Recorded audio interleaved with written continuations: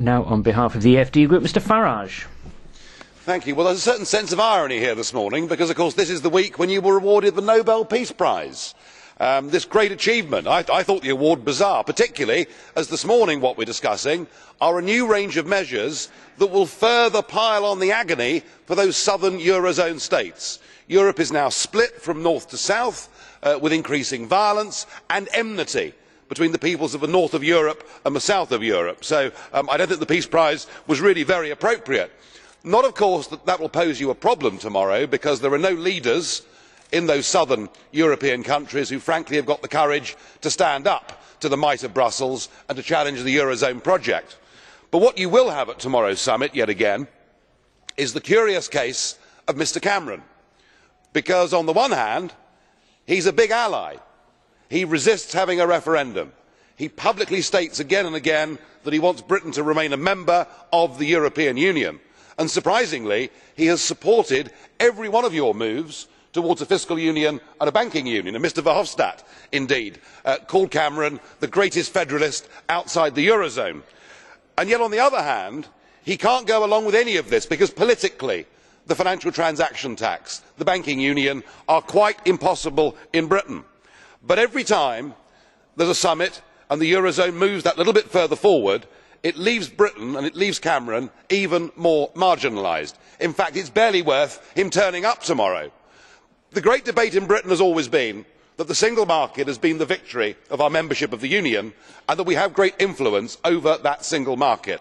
Well, increasingly, we are going to be excluded from the key decisions that affect that single market, and given the hostility, and I am sorry to disappoint my Conservative friends here, but there is hostility now towards Britain in this place. They blame their economic problems on our City of London. Frankly, the argument that the single market benefits Britain and that we have any influence over it is now disappearing, and very shortly, I think, you will be glad to see the back of us.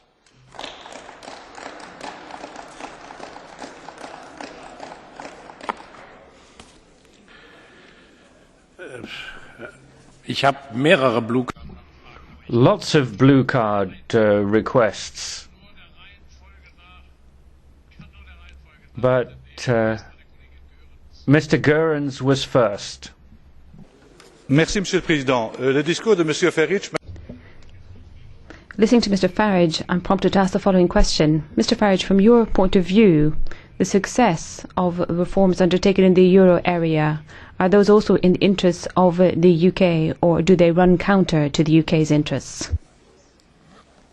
The story goes, and Mr Cameron's story and Mr Barroso's story and most people here's story is that the euro is something that needs to be saved, and therefore the more money we throw at it, the more guarantees we put behind it, that's a good thing, because the break up of the Eurozone would be a very difficult and perhaps perilous course to go down. I am afraid that there is a problem with this, that nothing that is being done, whether it is the banking union or the fiscal union, does a single thing to change the problem that there is a massive competitive gap between the German economy and the Mediterranean economies, and if we carry on down this route of saving the euro, we will finish up in those southern Mediterranean states probably with violent revolution. And so I would say it is better, if we were good Europeans, we would break up the Eurozone and recognise that Greece, Spain and Portugal should never have joined in the first place.